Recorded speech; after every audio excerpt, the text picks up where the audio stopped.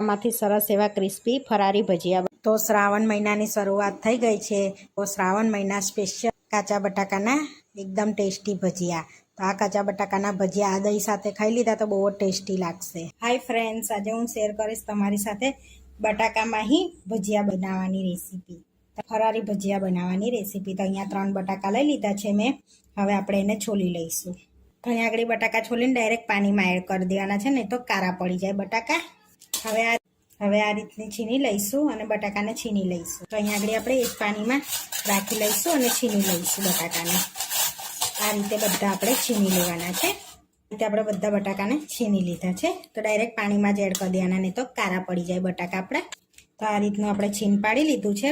હવે આને આપણે 4 થી 5 પાણીએ ધોઈ લઈશું, જેથી આ રીતનું બધું પાણી નીકળી જાય. બટાકાને 4 થી 5 પાણીએ ધોઈ લીધું છે છીનને. હવે બાઉલમાં કાઢી લઈશું આપણે.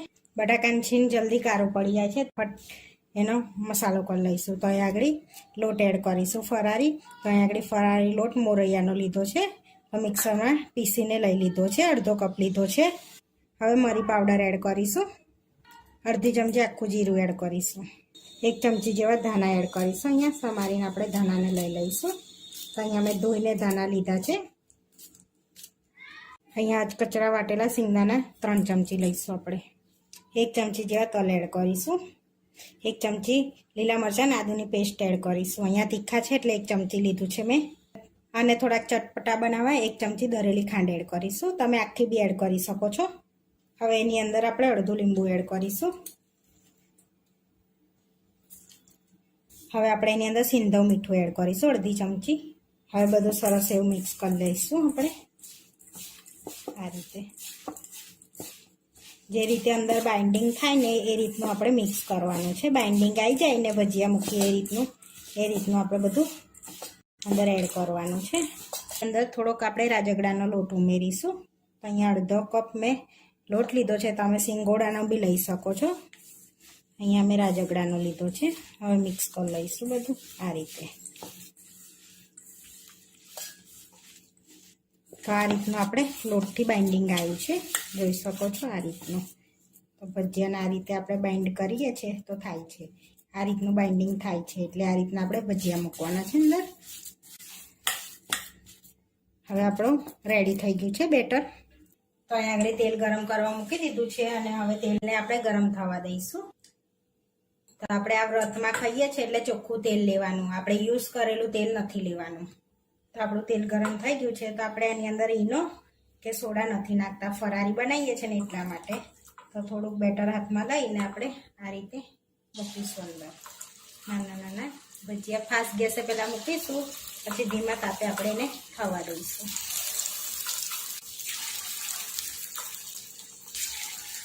હવે બધા એડ કરી દીધા છે તો ગેસને ધીરો કરી દઈશું અને હવે 1 મિનિટ સુધીને આપણે થવા દઈશું, પછી પલટાવીશું. હવે 1 મિનિટ થઈ ગઈ છે તો હવે આપણે પલટાવીશું એને આ રીતે અને એકદમ ધીમા તાપે એને થવા દઈશું, જેથી આપણા બટાકા બી અંદર સુધી ચડી જાય. તો આપણા આ રીતના સરસ એવા ભજીયા રેડી થઈ ગયા છે. તરાઈને સરસ એવા જોઈ શકો છો, કલર બી ચેન્જ થઈ ગયો છે. હવે આપણે પ્લેટમાં કાઢી લઈશું ભજીયાને અને આ રીતે આપણે બીજા પણ તરી લઈશું. આપણા ભજીયા તરાય છે તો એની સાથે સર્વ કરાય ને તેવું આપણે ગળ્યું દહીં બનાવીશું મસાલાવાળું, જેથી ભજીયા જોડે સારું લાગે. તો અહીંયા દરેલી ખાંડ લઈ લઈશું આપણે. અહીંયા મેં 1.5 ચમચી દરેલી ખાંડ લીધી છે.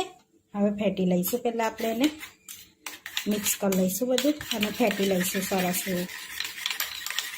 હવે એની અંદર 1 લીલું મરચું અને ધાણા એડ કરીશું. અડધી ચમચી મરી પાવડર એડ કરીશું. શેકેલા જીરાનો પાવડર એડ કરીશું. 1 ચમચી વાટેલા સિંગદાણા એડ કરીશું. થોડું મીઠું એડ કરીશું. હવે બધું આપણે મિક્સ કરી લઈશું સરસ એવું.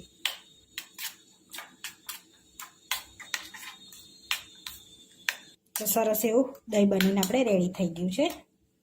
તો અહીંયા બધા ભજીયા આપણે તરાઈને રેડી થઈ ગયા છે. ઉપરથી ક્રિસ્પી અંદરથી સરસ એવા પોચા થયા છે. આપણા ભજીયા રેડી થઈ ગયા છે. હવે આપણે સર્વ કરી લઈશું.